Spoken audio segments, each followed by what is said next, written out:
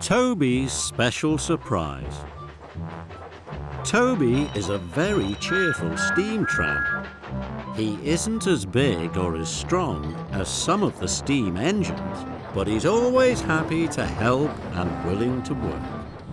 One spring morning, Toby chuffed cheerfully into Tidmouth sheds. "Good morning, everyone." "Good morning."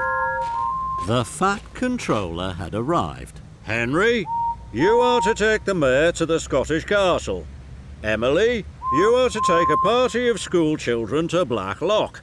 And Thomas, you must take me to Great Waterton." Toby waited. He hoped he would be given a special job too. "And you, Toby, are to go to your shed and wait." Toby was disappointed. His boiler barely bubbled. "This afternoon, you must pick up workmen and take them to Great Waterton." "Yes, sir." Toby watched his friends steam off to their special jobs. Waiting at his shed wasn't a special job at all. He puffed sadly away. Toby wondered why the other engines had been given specials and he hadn't. "I know why," he thought. "All the other engines have found something special. Emily found the seals at Black Lock. Henry found the flagpole for the Scottish castle. And Thomas found Great Waterton. If I find something, the fat controller will give me a special as well. I've plenty of time before I pick up the workmen." Toby puffed off to find something special. Toby steamed into the hills. Toby looked and looked, but he could see nothing special at all. Suddenly, Toby stopped. He could see a big red bird in a very tall tree.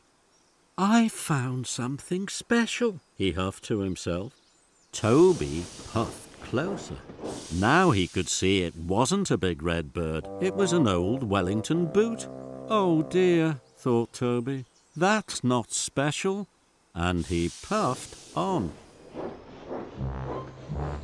Toby steamed deeper into the hills and away from Great Waterton. Suddenly he stopped. Toby could see something glistening and glittering in the afternoon sun. "It's a treasure chest," thought Toby excitedly. "I've found something very special." Toby puffed closer. Now he could see it wasn't a treasure chest at all. It was a rusty truck of old tin cans. "Oh dear, that's not special." Then he heard a whistle. It was Whiff. He had come to take the truck to the rubbish yards. "Hello, Toby. Why are you looking at old tin cans?" Toby felt very silly. He chuffed quickly away. Toby puffed sadly to a junction. Thomas was on his way back to Tidmouth. "Hello, Toby. The fat controller's waiting for you at Great Waterton." Bust my buffers! He had spent too much time looking for something special. Now he was late, so Toby steamed quickly away. Toby huffed to the halt. The workmen boarded Henrietta, and they puffed quickly away. Toby knew he had to hurry to get to Great Waterton. Then Toby saw something bright shining beside the track. "Maybe this is special. Now the fat controller won't be cross with me," Toby thought.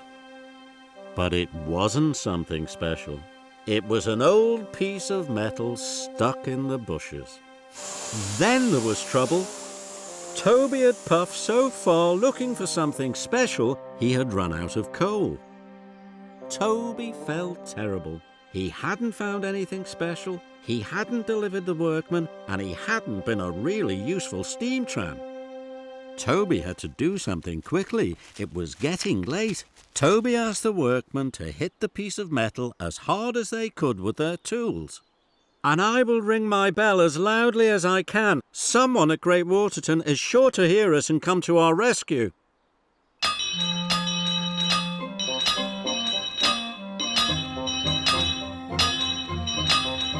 The Fat Controller was waiting at Great Waterton Station. He had heard the banging and Toby's bell ringing. Come along, Whiff. It sounds as though Toby's in trouble.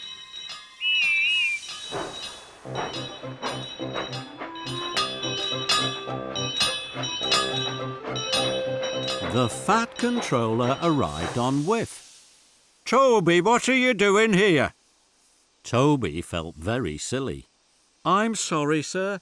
I ran out of coal because I wanted to find something special. I thought then you would think that I am as special as the other engines. But Toby, you are special. But only when I'm really useful. I know that now. You'll always be special. You are the oldest steam tram on Sodor.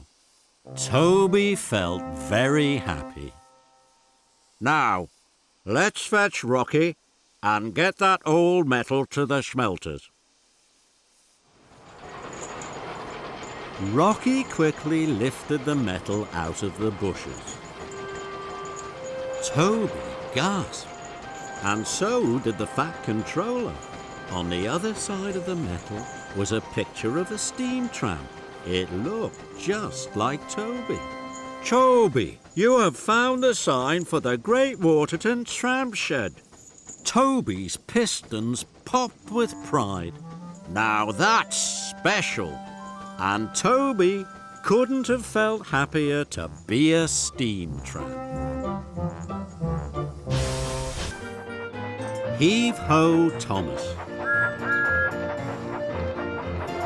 Thomas is a busy and cheery engine as he puffs and huffs across the island. He always toots hello to other engines and to children along the way, even when Thomas is pulling heavy loads.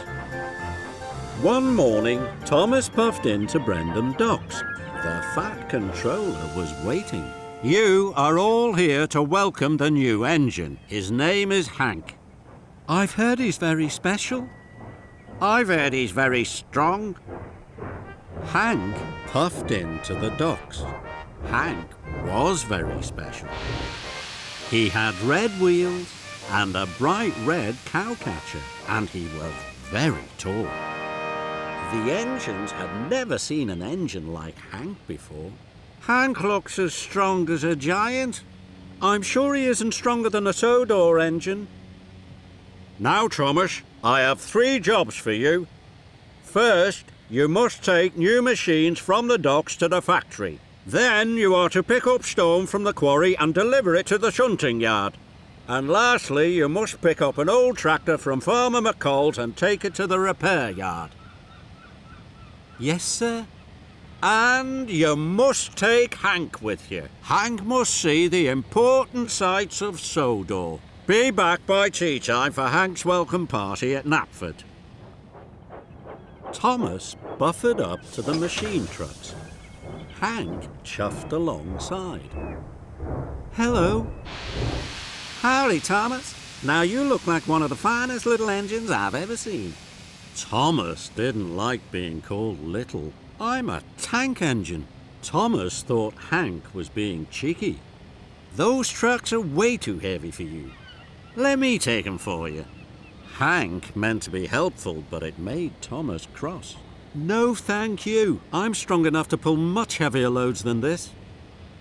I'd be happy to help. But Thomas was already puffing out of the docks.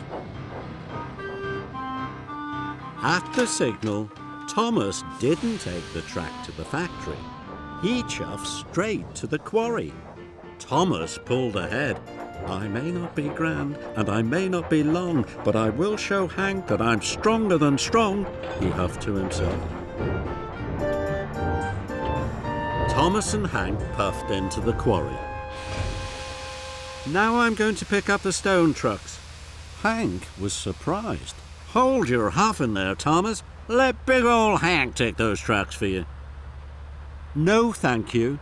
Tank engines can pull very heavy loads. So Thomas heaved and huffed out of the quarry. Thomas wheezed and wheeshed. Handsome Hank gleamed and glowed by his side. Children waved from bridges. Hello, Thomas. Howdy, good to see you. Hey, Thomas, aren't you going to whistle hello? Thomas hadn't the puff to whistle hello. Hank had plenty of puff. This made Thomas feel even crosser. Thomas pulled up to the halt. He was nearly out of puff. Hello, Farmer McColl. This is Hank. He's the new engine on Sodor. Howdy, Farmer McColl. That's a mighty fine tractor you have. Say, Thomas, you look all out of puff and pull. I'll take it for you. No, thank you. And the tractor was coupled up to the end of Thomas's trucks. Thomas huffed and he puffed. His wheels spun and spun. Come on, Thomas. The train is too heavy for you. Take the pressure off your pistons. Couple me up. But Thomas was determined to pull the train on his own. We must not be late for your party. Wheel turn by wheel turn, Thomas puffed away.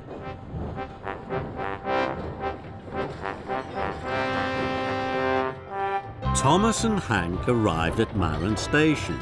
Visitors waved at Thomas. Thomas wanted to whistle back, but he hadn't any spare steam. Howdy, everybody. Thomas is overloaded right now. I'll whistle for him. Hank had lots of steam, and Hank blew the longest and loudest whistle. Then there was trouble. Thomas had cracked a cylinder. The train was much too heavy. Oh no, now the deliveries won't be made.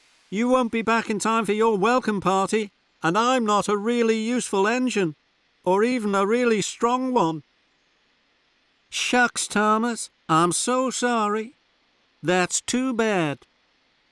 I wanted to show you I wasn't just a fine little steam engine. I wanted to show you I was really strong. So, I didn't want to ask for your help. But I do now. Please, Hank. I'd be happy to help. You give the orders, I'll do the pushing. Hank and Thomas dropped off Farmer McColl's tractor. The workmen were very sorry to see Thomas had broken down.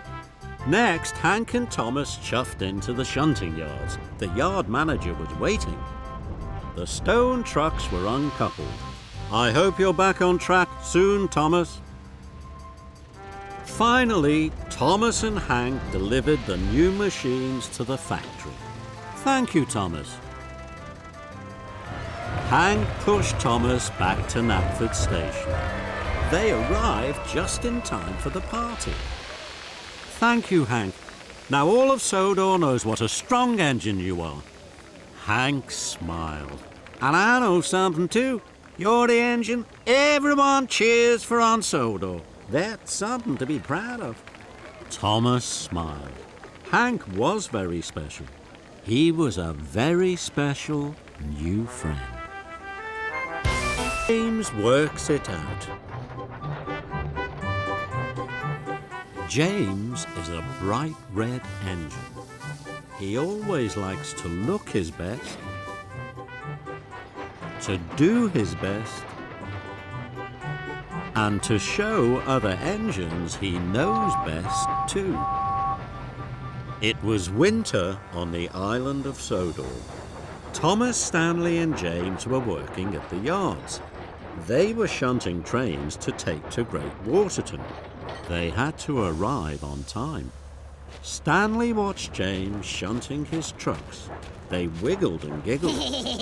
James quickly biffed and bashed his trucks into line. You're the best biffer I've ever seen.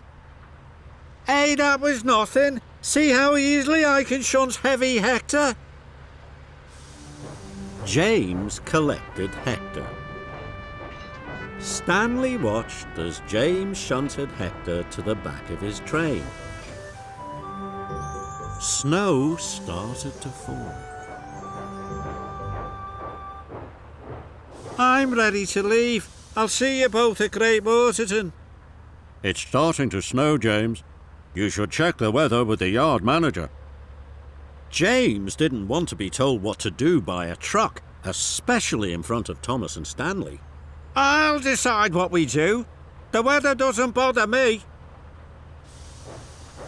So James buffered up to his train and steamed slowly out of the yards. James puffed through the countryside. The snow was getting heavier. James stopped at a signal. Harold swooshed in. There's bad weather all over the island. It's very hard to see the tracks. Then we better go through Henry's tunnel. James sniffed. He didn't want to be told what to do by a truck, especially in front of Harold. I'll decide what we do. We'll take the track through Shen Valley. It's the quickest way. The signal changed and James puffed away, pushing his train.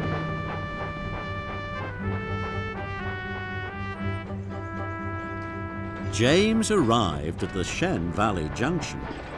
Now the snow was very thick. It made it hard for James to see ahead. James puffed on to the wrong track. James thought he was steaming through Shen Valley, but he wasn't. He was steaming towards the snowy hills. James saw Edward in a siding. He was wearing his snowplough. The ice has made the line ahead very slippery. It will be hard to shunt your train up the hill. James was surprised he was in the hills. I must have taken the wrong track, he thought. I've had to clear snow from lots of lines. James was worried. We need Edward's help. He could couple up to the front of the train. But James didn't want to be told what to do by a truck, especially in front of Edward. I'll decide what we do. I can manage on my own. So James puffed slowly towards the hill. James huffed and puffed. He steamed and strained. His face was now as red as his boiler. James arrived at the top of the hill. He was very pleased. Now I can puff fast down the other side, he thought. Then there was trouble. Hector could see a snowslide had blocked the line. Hector knew that if James slowed down at the bottom, they would get stuck in the drift. Onwards, onwards, don't slow down! But James didn't want to be told what to do, especially by a truck. I'll decide what we do, he huffed to himself. So James applied his brakes. The train smashed straight into the snow, and it stuck. James couldn't make his delivery. He felt very bad. James is silly, James is slow, James has got us stuck in snow. James wished he had checked with the yard manager about the weather. He wished he hadn't tried to find his way through Shen Valley, and he wished he had asked Edward to be his front engine. Now I know Hector was trying to help me. The trucks giggled. Quiet! Please, Hector, how can I deliver my train on time? Hector was happy to help. I'm a very heavy truck. We must race down the hill at full speed, then we will biff the train right through the snow. What a good idea! So Hector was uncoupled from the train. James wheezed and wheezed. At last, he had hauled Hector back to the top of the hill. Go, James, go! Hector and James raced faster and faster down the hill. There was a mighty biff, and Hector pushed the train right through the snow. "We did it! Well done, Hector!" Hector was pleased.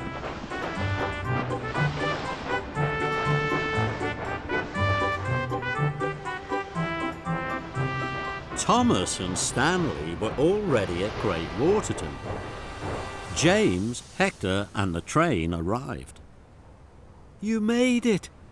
We were worried." "I wasn't worried. Hector helped me all the way." Thomas and Stanley looked surprised. "You can always rely on a good truck." Hector was happy to be a good truck, and James was happy to have a new friend. The island of Sodor is surrounded by beautiful blue sea. It has fields of green and sandy yellow beaches. There are rivers, streams and lots of trees where the birds sing. There are windmills and a coal mine and docks where visitors to the island arrive. The island also has lots and lots of railway lines. Who's that puffing down the track? It's Thomas. Hello, Thomas. Hello, everybody. Welcome to the Island of Sodor.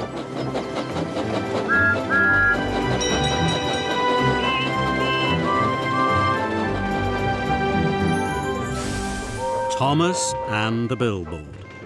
Knapford is the biggest station on the island of Sodor. All the engines love its bustling busyness. Today was a very special day. It was Knapford Station's birthday and there was going to be a grand party. All the engines were very excited. They were to have their photograph taken. The photograph was going to be put up on a billboard. Thomas felt very proud. "I've never been on a billboard before." But the photographer was having trouble fitting all the engines into the photograph. Move back a bit there, James. And you forward, Percy. Yes, that's good, that's good. Now, Diesel, can you move in?" Diesel moved in. The camera flashed. Thomas didn't know that Diesel had rolled right in front of him. And neither did Diesel. Later that day, Thomas puffed into Marron Station to pick up the new billboard. He was very excited. But when Thomas saw it, he was very disappointed. "Diesel's right in front of me," Thomas thought sadly. "No one can see me at all." Thomas puffed towards Knapford. "Diesel moved in front of me on purpose," huffed Thomas to himself. Thomas felt cross. He wasn't looking where he was going. Then there was trouble. There was a cow on the line. Thomas turned quickly into a siding just in time. He hit the buffers and the billboard flew into the lake. Thomas went to tell the photographer what had happened. "Don't worry, I'll take another photograph. Tell all the engines to meet me at Tidmouth Sheds." Thomas was about to set off. Then he saw Diesel.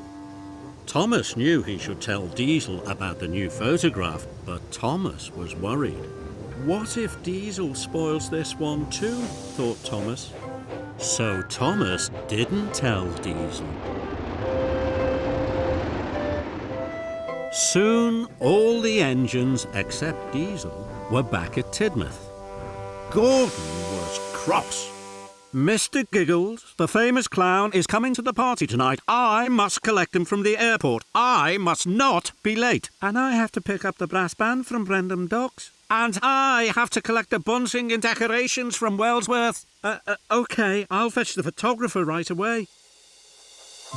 Thomas was steaming to Marron. Then he saw Diesel. Diesel was puffing straight to Tidmouth. Thomas was worried. Now Diesel would find out about the new photograph. So Thomas turned onto a branch line and he raced back to Tidmouth.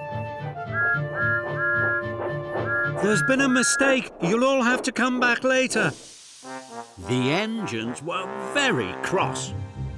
Soon they had all gone, and Diesel trundled straight by. Later, Thomas had gathered the engines again. Then Thomas went to Maron to collect the photographer. Just as the photographer was climbing on board, Thomas saw Diesel. Now Diesel would see the photographer and he would find out about the new photograph. So Thomas wheeshed lots of steam. It billowed from his boiler and filled the whole station. So Diesel didn't see the photographer and he trundled straight by. "The steam has made my camera wet." "I'm sorry, sir." "We'll have to wait for it to dry. Tell the engines to come back later to Tidmouth." So all the engines came back later, instead of doing their jobs. At last the photographer was ready. No one had noticed Diesel wasn't there. Thomas was very relieved. But just then, Diesel oiled round the bend. Diesel was surprised to see all the engines. He screeched to a halt. Rolls of bunting went everywhere. "No one told me there was another photograph." "But I asked Thomas to tell everyone." All the engines looked at Thomas. Thomas felt terrible. The fat controller was very cross. "Gordon, you were meant to pick up Mr. Giggles, the famous clown. Emily, you were meant to pick up the brass band. And James, you were meant to pick up the bunting and decorations. None of you arrived, so Diesel had to do all your jobs. And now he is late to do his own work." Thomas was very upset. "It's all my fault, sir. I didn't want Diesel to know about the new photograph. In the last one, he moved right in front of me, on purpose." "I did not. The photographer told me to move." "I did. Perhaps you rolled too far." Thomas knew then he'd made a mistake. "I'm sorry, Diesel. I was wrong to think you did it on purpose. And I'm very sorry for causing all this trouble, sir." Soon all the engines were lined up. The new photograph was taken. "Sir, if I do all Diesel's jobs, can he collect the new billboard?" "That's a wonderful idea, Thomas." Diesel agreed. For the rest of the day, Thomas worked hard. He did all Diesel's jobs. And Diesel picked up the new billboard, just in time for the celebrations. It was a wonderful party. There were clowns and a brass band. Diesel and Thomas agreed that the new billboard was the best billboard they'd ever seen. Don't go back. Thomas is a busy engine. He is very good at shunting. Thomas thinks he can shunt backwards and forwards faster than any other engine. One day, Thomas and Diesel were waiting at the quarry. The quarry manager arrived. "Thomas, I have a very important job for you. You must fill lots of trucks with stone. Henry will arrive soon to collect them." "Yes, sir." "I have an important job too. I'm sure I'll fill my trucks first." "No, you won't. I can beat a steamy any day. I'll race you to the hopper." Thomas was sure he could win the race and do his job. But Diesel wanted the race to be tricky. He had a devious idea. "We have to go backwards." "All right, I'll win." So the two engines raced away, backwards. Steamies are fast and steamies are first, Thomas huffed to himself. Thomas was determined to win.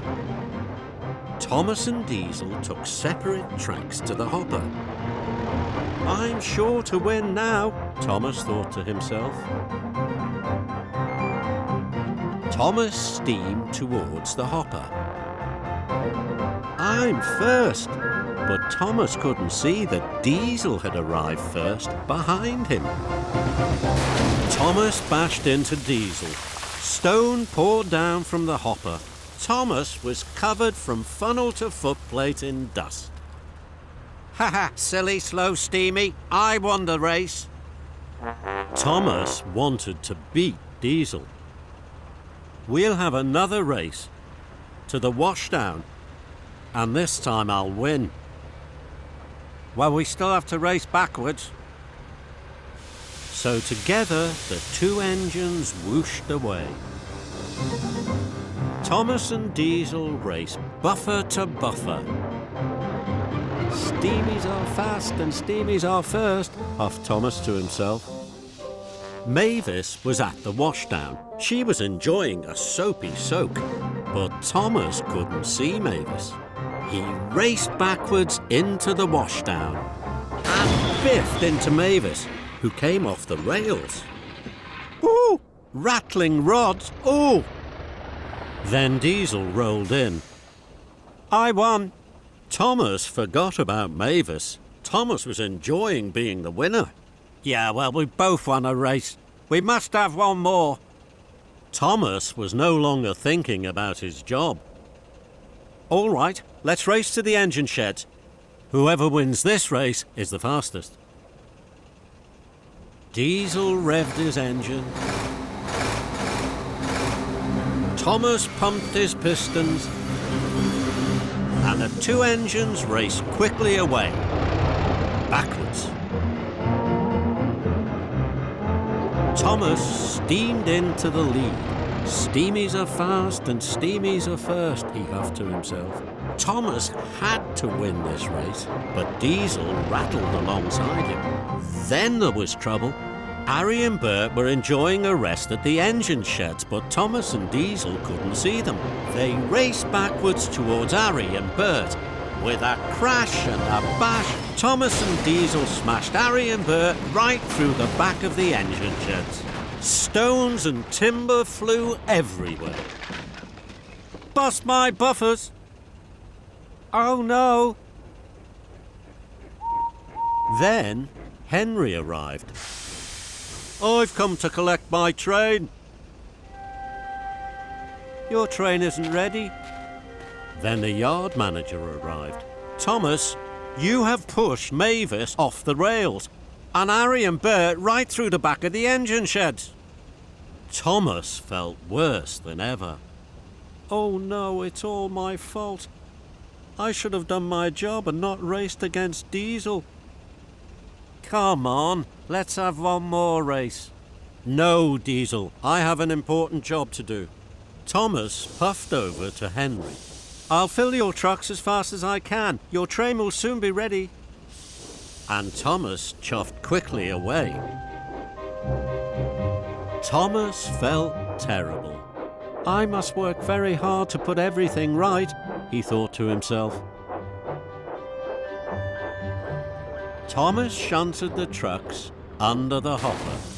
Soon they were all filled. And Henry huffed happily away with his train. Then Thomas collected Rocky. Rocky lowered Mavis back onto the tracks. I'm sorry I bashed you. I was trying to win a race. Mavis was relieved to be back on track. Next, Thomas shunted Rocky over to the sheds. Harry and Bert were soon back on the rails. I'm sorry I biffed you. I should have done my job instead of trying to be the fastest. Then Diesel rolled in. "We must clear all the trucks of broken stones." "Yes, Thomas." At last, all the trucks were loaded with broken rubble from the sheds. So together, Thomas and Diesel shunted the trucks as quickly as they could. At last, all the jobs were done. "We still don't know who's the fastest. Let's have another race." "All right, but this time we must go forward." So the two engines raced away to the quarry gates. And they both arrived together. Blue sea. It has fields of green and sandy yellow beaches. There are rivers, streams and lots of trees where the birds sing. There are windmills and a coal mine and docks where visitors to the island arrive. The island also has lots and lots of railway lines. Who's that puffing down the track? It's Thomas. Hello, Thomas. Hello, everybody. Welcome to the Island of Sodor.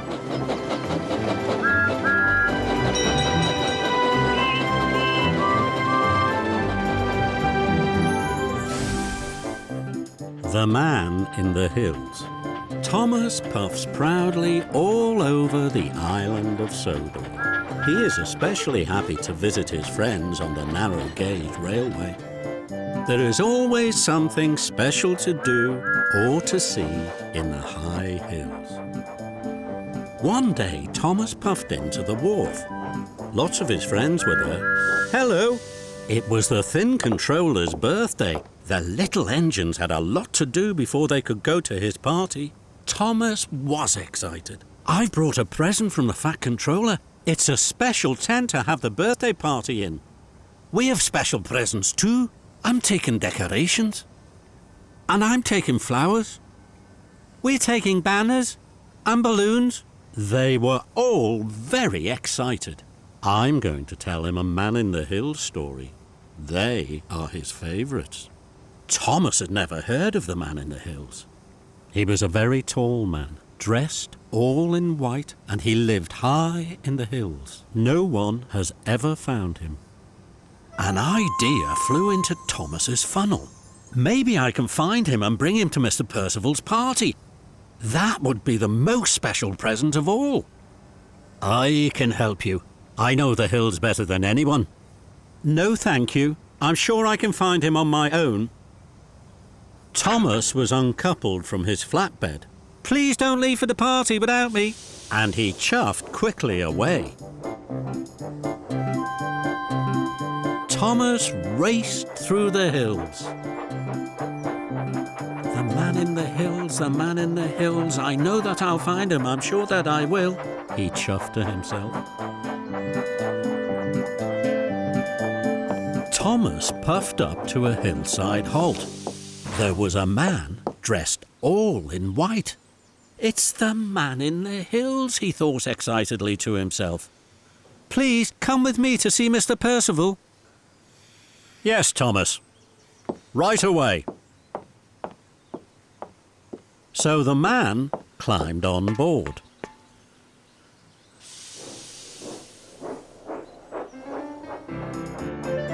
Thomas puffed proudly into the wharf. I've found the Man in the Hills. The man stepped from the cab. I'm not the Man in the Hills. I'm the dairyman. Thomas was surprised. Fizzling fireboxes. Scarloey and Rheneas giggled. We can help you find the Man in the Hills. No, thank you. And Thomas steamed quickly away. Thomas searched high and low. The Man in the Hills, the Man in the Hills. I know that I'll find them. I'm sure that I will, he huffed to himself. Thomas chuffed towards the mill. A man was waiting nearby. He was white from head to foot. This must be the man in the hills, thought Thomas. Please come with me to see Mr. Percival. Right away, Thomas. So the man climbed on board.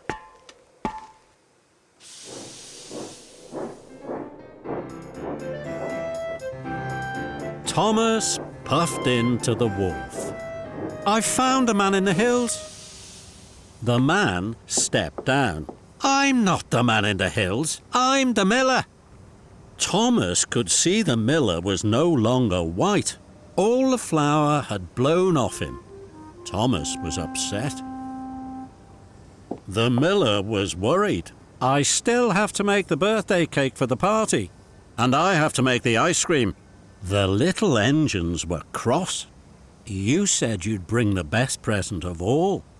Now Mr. Percival doesn't have any presents, and we're all late. Thomas felt terrible.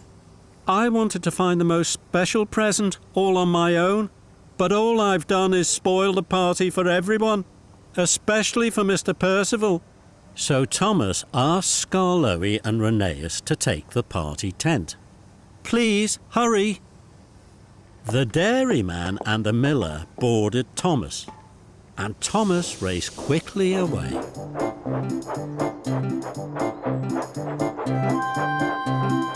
Thomas was determined to put everything right.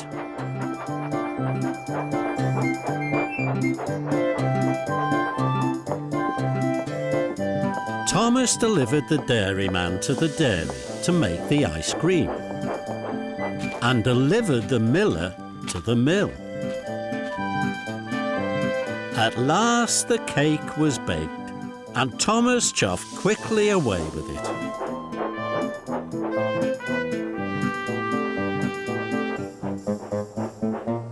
Thomas met Freddie at a junction. Freddie was on his way to the party. I have to get the birthday cake to the party as quickly as I can. Please, help me find a shortcut. Freddie was happy to help. Come on now, follow me. And together they puffed quickly away. Thomas and Freddie stopped at the Green Hills Junction. Suddenly, Thomas gasped. Bust my boiler! Look! There, all in white, was a man. He was carved into the hillside. He shone in the moonlight. It's a man in the hills. Thomas, you found him.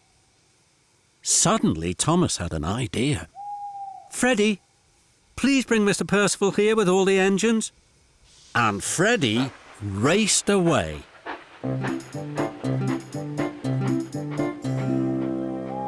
Soon all the engines were gathered by the man in the hills. The engines gasped, and everyone was delighted. There, far away and high up in the high hills, Sir Handel was ready to tell his story. And Mr. Percival had the best birthday present ever from all of the engines. The party surprise. In the hills of Sodor, it was time for the Thin Controller's winter holiday party. The party was held at his house. All the children looked forward to it. Mr. Percival and his family lived near the engine depot, so all the narrow gauge engines could enjoy the party too. It was the day of the party, and Freddie was working with Colin the crane. They were very good friends. Freddie was excited. This party will be the biggest party ever. Then Mr. Percival arrived. All this cargo must be loaded before the party. Yes, sir, you can rely on us. I must visit Mountain Village Station. I will be back in time for Freddie to take me to the party. Yes, sir. Freddie told Colin all about the party. There'll be decorations, presents, and a big tree covered in lights. Freddie was excited. Colin wasn't. I've never been to a party. Colin was fixed in one place. He couldn't move from the siding. We never have parties at the wharf. Then Freddie had an idea. Maybe this year they could have the party at the wharf. It would be a surprise party for Colin, he thought cheerily. Freddie had to find Mr. Percival. He wanted to ask him if they could have the party at the wharf. I have to go and collect another flatbed. And Freddie raced away. Freddie saw Mr. Percival cycling away. Then he saw Peter Sam. Peter Sam was pulling flatbeds full of presents and coloured lights. They must be for the party, Freddie huffed to himself. I have to stop Peter Sam taking them to Mr. Percival's house. So Freddie didn't chuff after Mr. Percival. He raced after Peter Sam instead. Peter Sam, stop, stop! The party is now at the wharf. Peter Sam was surprised. It will be a surprise party for Colin. I'll take your flatbeds. Will you tell the other engines? All right, Freddie. And Peter Sam raced away.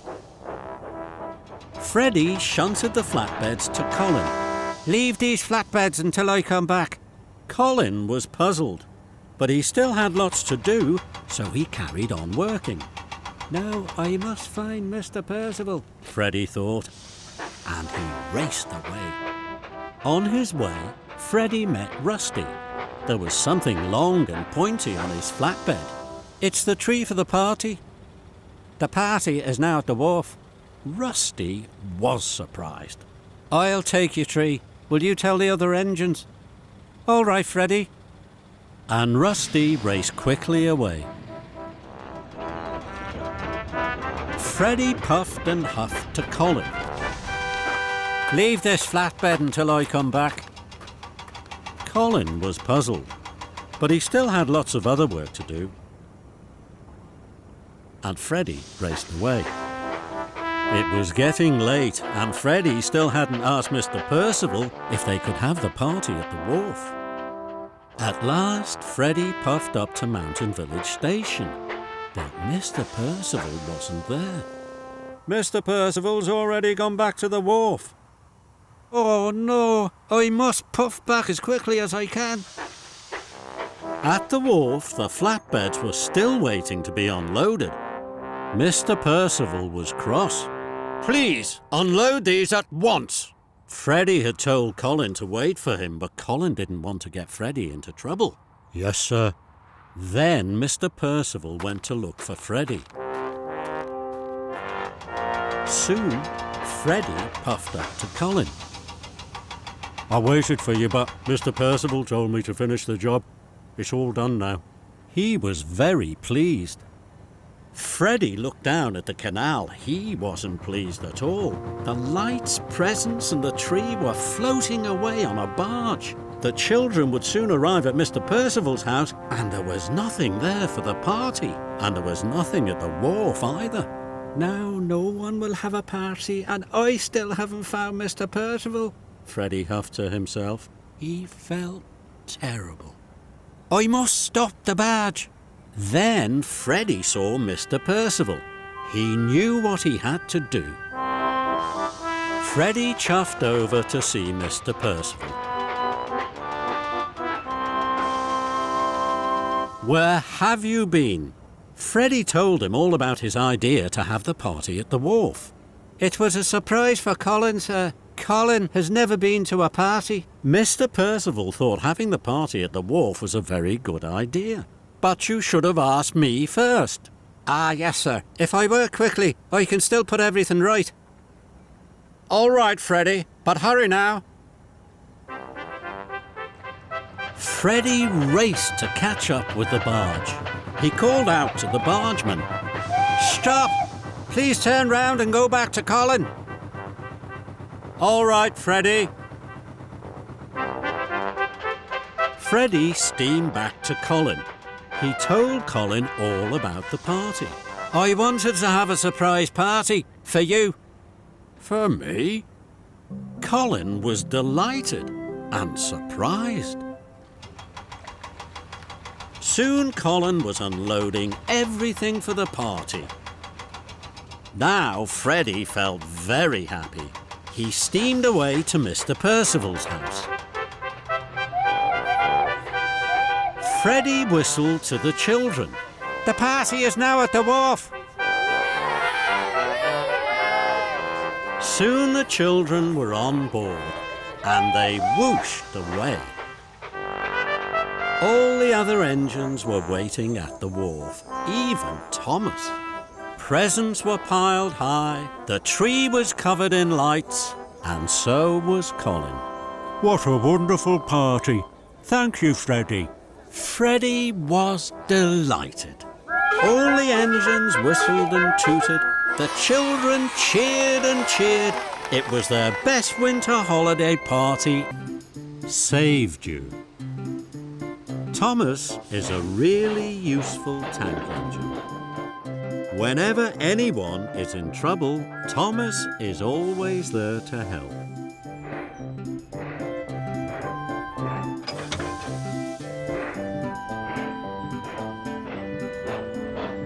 And because Thomas helps, deliveries are made on time without confusion and delay. One day, Thomas was at Maithwaite Station. The Fat Controller arrived on board Percy. Thomas, I need you to collect a very important passenger. He's a fireman and a hero. He rescued Lady Hatt's cat from a tree. A hero? Now we're going to give him a medal. Thomas puffed away to collect the fireman. He was very excited. He was going to meet a real hero. On the way, Thomas saw lots of children at the bus stop. They were excited too. We're going to see the fireman. Bertie, the bus is taking us to the medal ceremony.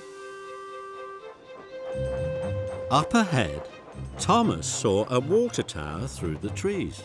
The water tower was starting to wobble. Thomas saw Duck was right next to it. Oh no, the water tower's going to fall on Duck. I must rescue him. Thomas blew his whistle loudly. Quick, Duck, move now! Duck puffed quickly forward as the water tower crashed to the ground.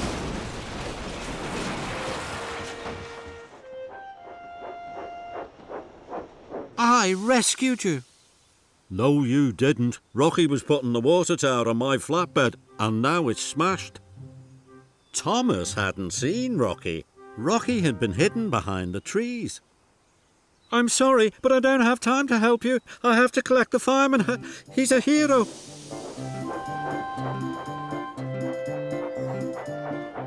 Later, Thomas saw a tree. It had fallen onto the tracks. That looks dangerous, thought Thomas. I must go and tell the signalman.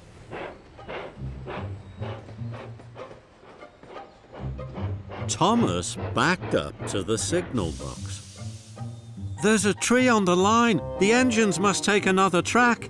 The signalman changed the points. Just then, Harvey raced towards the junction. He changed tracks and puffed down the other line. Harvey was surprised. Thomas was very pleased with himself.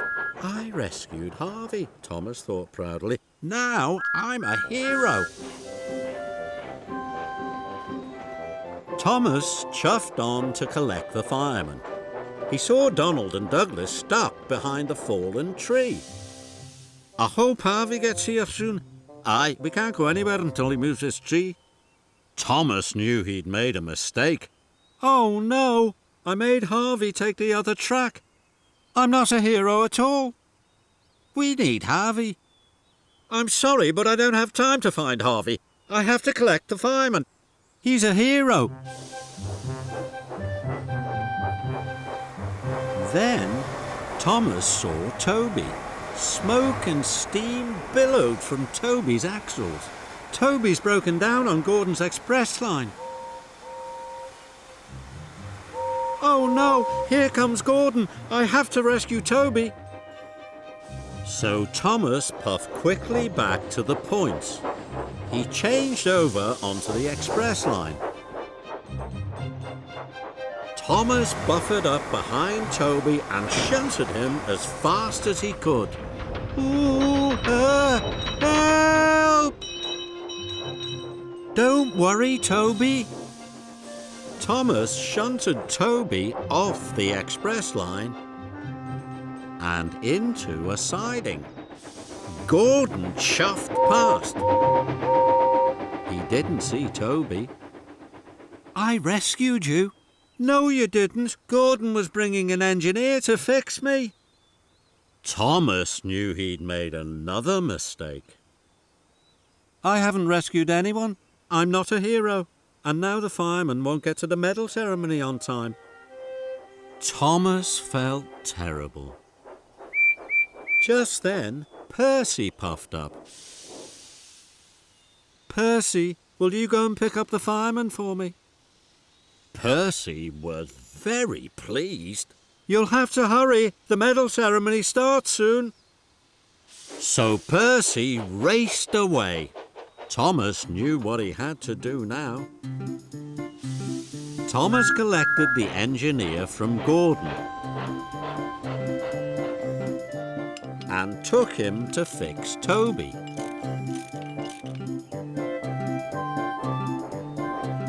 Then Thomas found Harvey.